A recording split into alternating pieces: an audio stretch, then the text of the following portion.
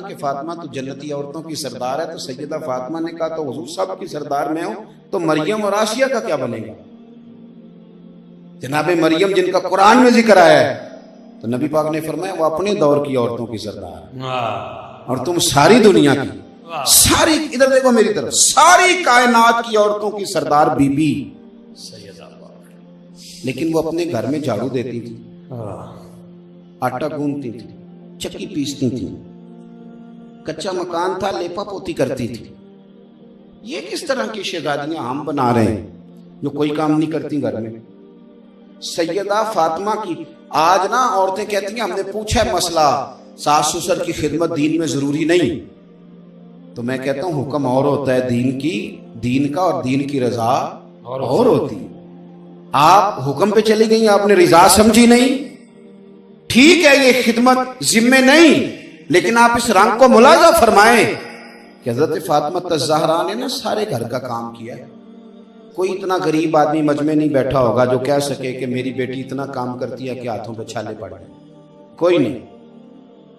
اور اس کے باوجود جس سے پوچھیں وہ رو پڑے گا بیٹی بڑی دکھی ہے، لیکن سیدہ فاطمہ الزہرا نے چھالے آ کے نبی پاک کو دکھایا۔ اس کیفیت کو بھی، دین کے اس مزاج کو بھی سمجھ، یہ فقیری ان کی پسند ہے، یہ فقر ان کی چاہت ہے، یہ کچا مکان ان کا شوق ہے، اور آٹا پیس کے روٹیاں پکانا یہ سیدہ پاک کا طریقہ ہے۔ اپنے گھر میں کام سارے کرنا، چھالے دکھائے کہ یا رسول اللہ یہ چھالے بن گئے۔ علی نے بتایا کہ آپ کے پاس غلام آئے ہیں، ایک غلام مل جائے تو چلو کام کاج میں میرا ہاتھ بٹھائے گا، تو حضور نے یہ نہیں فرمایا میں نہیں دیتا، فرمایا فاطمہ 33 بار سبحان اللہ پڑھا کر، یہ بات ہے، 33 بار الحمدللہ پڑھا کر، 34 بار اللہ اکبر پڑھے کر، جب بھی تسبیح ختم ہوگی نا رب تجھے ایک غلام آزاد کرنے کا ثواب عطا فرمائے۔ جب بھی یہ تسبیح ختم ہوگی، گویا حضور نے فرما دیا کہ آٹا تو نے خود ہی پیسنا ہے، اور گھر میں جھاڑو تو نے۔ ناراض ہو گئے آپ لوگ، پریشان ہو گئے؟ سنیں اس کو سمجھیں، اور یہ باتیں جا کے نا بیوی کو بتانے کی بجائے یہ باتیں بیٹی کو بتایا کریں۔ بیٹی باپ کی بات جلدی سمجھتی ہے، اور زیادہ بتانے کو دل کرے تو بہن کو بتایا کرے۔ ہم یہ ساری چیزیں جو مردوں کے حق میں یہ بیوی کو سمجھانے کی کوشش کریں، وہ نہیں سمجھتی، وہ تو آپ کو اپوزیشن سمجھتی ہے۔ آپ یہ باتیں بہن اور بیٹی کو، تاکہ جب وہ کہیں جائیں، میں بات سمیٹنے کی طرف آ گیا ہوں۔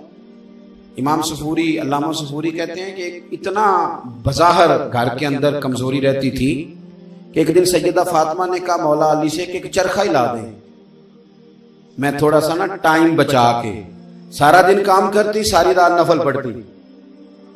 اللہ خیر کرے، ہمارے ہاں باقی سارے کام کرا لیں، صرف آپ نفل پڑھنے کا نہ کہیں۔ سب نسبت سے بخشے جانا چاہتے ہیں، او بھائی نفلوں سے بھی سیدہ کو نسبت ہے، کیا بات ہے، نفل پڑھنے سے بھی انہیں نسبت ہے۔ امام حسن اور حسین فرد نماز کے علاوہ 100 رکعت نفل روز پڑھا کرتے تھے، اللہ، یہ بھی ان کی نسبت ہے، یہ بھی نسبت والا کام ہے، اسے بھی کرے۔ رات کو تہجد کے وقت اٹھ کے مصلی بچھانا، اس کو بھی نبی پاک سے نسبت ہے، یہ بھی کام کرے۔ علامہ صفوری کہتے ہیں کہ سیدہ فاطمہ نے کہا کہ علی آپ کے نا آمدن بظاہر تھوڑی اور گھر کے خرچے زیادہ ہیں، سو تو نہیں گئے آپ لوگ؟ مجھے کان میں کہہ رہے تھے تقریر لمبی کریں، تو میں نے ان سے کہا آپ مہربانی کریں، ہمیں جتنی آتی ہے نا ہم اتنی کریں گے، لمبی کیسے کر دیں؟ میں سمجھتا ہوں کہ خیر الکلام ماں کلّہ بدلّہ، مختصر سی بات ذرا جامع ہوتی اور یہی ٹھیک ہوتی۔